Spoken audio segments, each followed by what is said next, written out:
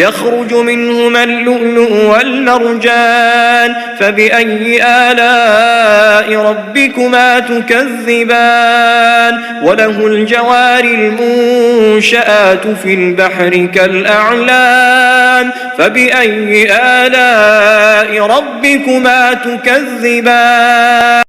كل من عليها فان ويبقى وجه ربك ذو الجلال والإكرام فبأي آلاء ربكما تكذبان يسأله من في السماوات والأرض كل يوم هو في شأن فبأي آلاء ربكما تكذبان سنفرغ لكم أيها الثقلان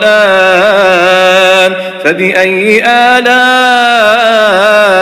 ربكما تكذبان يا معشر الجن والإنس إن استطعتم أن تنفذوا من أقطار السماوات والأرض فانفذوا لا تنفذون إلا بسلطان فبأي آلاء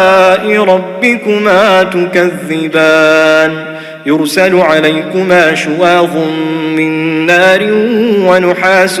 فلا تنتصران فبأي آلاء ربكما تكذبان فإذا انشقت السماء فكانت وردة كالدهان فبأي آلاء ربكما تكذبان فيومئذ لا يسأل عن ذنبه إنس ولا جان